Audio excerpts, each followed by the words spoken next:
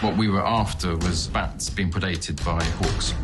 We'll be able to get some lovely shots of the streaming bats moving through the big opening actually into the sky.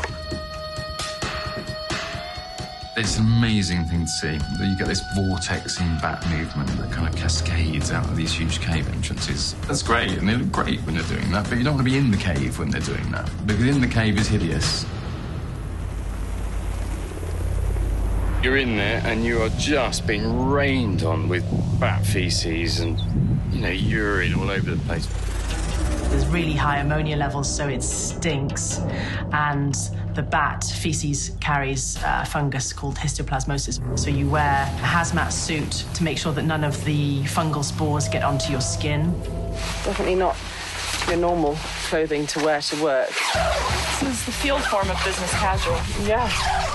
There are flesh-eating beetles falling off the ceiling, trying to bite you. You look at the floor, and it's crawling with maggots and beetle larvae.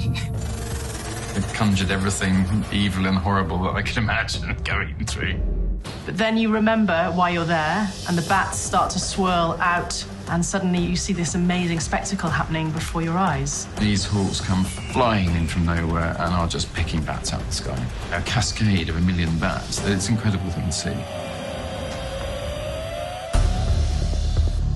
We filmed brown hyenas along the Skeleton Coast in Namibia. They hunt the seals that are born on that coastline. And so they'll head out, hunt the seals, and then they come back to the town where they have their den.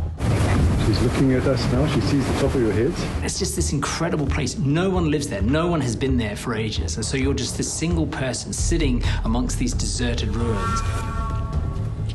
And then these mysterious forms of hyenas sort of come slinking around the corner. They could smell me hundreds and hundreds of meters away. I'd come around a building, they'd smell me, that would be it, they're gone. We dressed our cameraman in a suit that's made of tassels, which is called a ghillie suit. So basically, he just looked like a giant human bush. And you look like Chewbacca with all these frilly bits hanging off your head and all over your body. And I think the hyenas probably still know that there's a human underneath it, but it just looks so different. They don't quite know what it is. And so I would sit there next to the camera and I would have a hyena come and walk up to me 2 or 3 meters away. As long as I was downwind of the hyena, he wouldn't know what I was.